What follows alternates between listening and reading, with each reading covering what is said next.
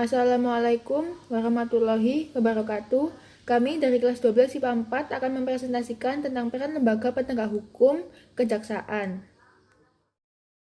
Nama saya Winatra Bintang Setiawan dari kelas 12 IPA 4 nomor absen 36. Di sini saya akan menjelaskan tentang peran jaksa.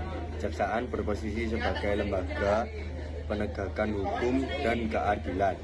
Peran kejaksaan yang pertama yaitu menegakkan supremasi hukum, yang kedua perlindungan kepentingan umum atau masyarakat, yang ketiga penegakan hak asasi manusia, yang keempat pemberantasan korupsi, kolusi, dan nepotisme atau KKN, yang kelima menjalankan kekuasaan negara di bidang penuntutan, yang keenam satu-satunya instansi pelaksana putusan pidana atau eksekutif ambitinar, yang ketujuh berperan dalam ranah hukum, perdata, dan tata usaha negara.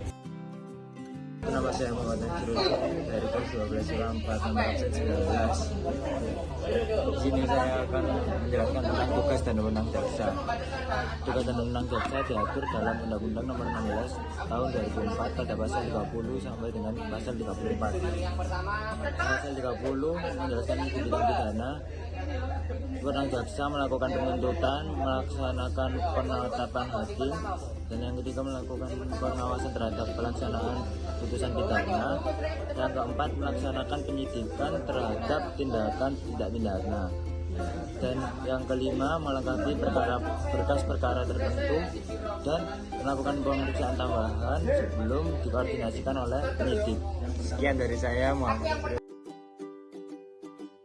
Selanjutnya, perkenalkan, nama saya Muhammad Firmansyah dari 12 IPA 4 nomor absen 20. Di sini saya ingin melanjutkan tugas dan wewenang jaksa. Yang kedua yaitu di bidang perdata dan tata usaha negara yang dapat bertindak di dalam maupun di luar pengadilan untuk dan atas nama negara atau pemerintah. Yang ketiga yaitu dalam bidang ketertiban dan ketentraman umum memiliki 6 macam. Yang pertama yaitu peningkatan kesadaran hukum masyarakat, yang kedua pengamanan kebijakan penegakan hukum, yang ketiga pengamanan aliran kepercayaan yang dapat membahayakan masyarakat dan negara, yang keempat pengamanan pengedaran barang cetakan, yang kelima pencegahan penyalahgunaan dan atau penodaan agama, yang keenam penelitian dan pengembangan hukum statistik kriminal. Nama saya Nora Alfamelia dari kelas 12 IPA 4 absen 24. Selain pasal 30 tadi, ada juga pasal 31 sampai 34 Undang-Undang Nomor 16 Tahun 2004 yang mengatur tentang tugas dan wewenang jaksa.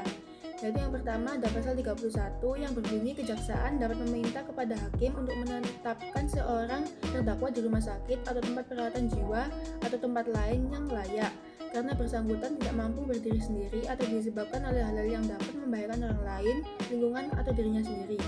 Jadi maksudnya itu kejaksaan dapat menempatkan seorang terdakwa atau tersangka di rumah sakit atau tempat perawatan jiwa lainnya berdasarkan penetapan hakim. Yang kedua yaitu ada pasal 32 yang berbunyi di samping tugas dan wewenang tersebut dalam undang-undang, kejaksaan dapat diserahi tugas dan wewenang lain sesuai undang-undang. Yang ketiga yaitu ada pasal 33 yang berbunyi dalam melaksanakan tugas dan wewenangnya, kejaksaan membina hubungan kerjasama dengan badan penegak hukum dan keadilan serta badan negara atau instansi lainnya. Jadi kejaksaan itu dapat bekerja sama dengan badan penegak hukum atau keadilan seperti Polri atau BNN. Yang terakhir ada pasal 34 yang berbunyi kejaksaan dapat memberikan pertimbangan dalam bidang hukum kepada instansi pemerintah lainnya.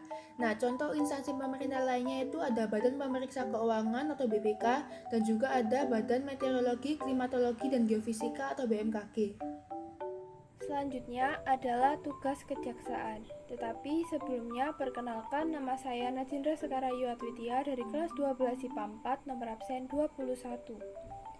Kejaksaan Republik Indonesia memiliki tugas antara lain melakukan pra-penuntutan, pemeriksaan tambahan, penuntutan pelaksanaan terhadap hakim serta putusan pengadilan.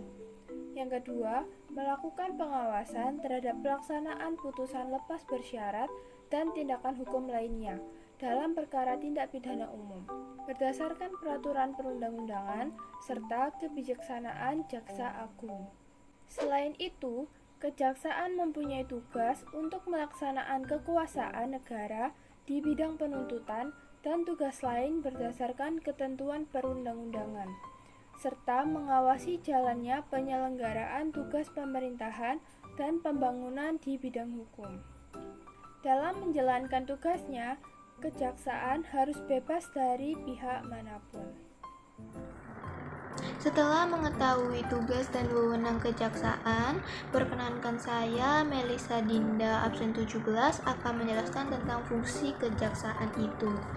Nah, fungsi kejaksaan yang pertama adalah perumusan kebijaksanaan, teknis, dan kegiatan justisial pidana umum berupa pemberian bimbingan dan pembinaan dalam bidang tugasnya. Hal ini harus berdasarkan pada peraturan perundang-undangan dan kebijaksanaan yang telah ditetapkan oleh Jaksa Agung. Yang kedua, ada pemberian sarana, konsepsi tentang pendapat dan pertimbangan hukum Jaksa Agung mengenai perkara, tindak pidana umum, dan masalah hukum lainnya. Pemberian bantuan ini bisa di bidang intelijen justisial, di bidang ketertiban dan ketentraman umum, pertimbangan, pelayanan, dan penegakan hukum di bidang perdata dan tata usaha negara. Hal ini demi menjamin kepastian suatu hukum, kewibawaan pemerintah, dan penyelamatan kekayaan di dalam negara. Lalu yang ketiga ada pelaksanaan penetapan hakim dan putusan pengadilan pelaksana, pengawasan terhadap pelaksanaan keputusan lepas bersyarat dan tindakan hukum lainnya dalam perkara tindak pidana umum serta dalam pengadministrasiannya. Yang keempat ada pembinaan dan peningkatan kemampuan keterampilan dan integritas aparat tindak pidana umum di lingkungan kejaksaan. Hal ini bisa berupa bimbingan di bidang administrasi, organisasi, tata laksana yang masih menjadi fungsi atau tanggung jawab dari kejaksaan.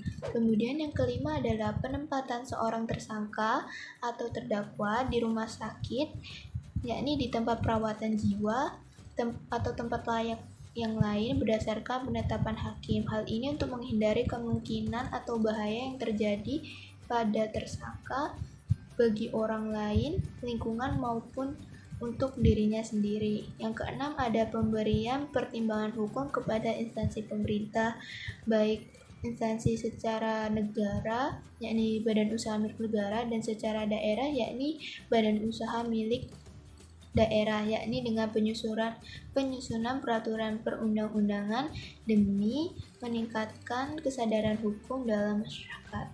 Untuk mengetahui lebih lanjut, kita bisa melihat beberapa contoh kasus dalam kejaksaan ini. Saya Erlan Febriani Putri Aida, saya mau memberikan contoh kasus.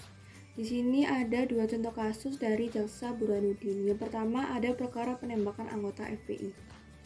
Dan yang kedua ada perkara terkait pelanggaran protokol kesehatan Habib Rizik Syihab. Yang pertama adalah perkara penembakan anggota FPI. Kasus ini terkait tewasnya 6 laskar FPI pengawal Habib Rizik Syihab. Ada 3 polisi yang diduga melakukan pembunuhan tidak sah dengan menembak para pengawal Habib Rizik.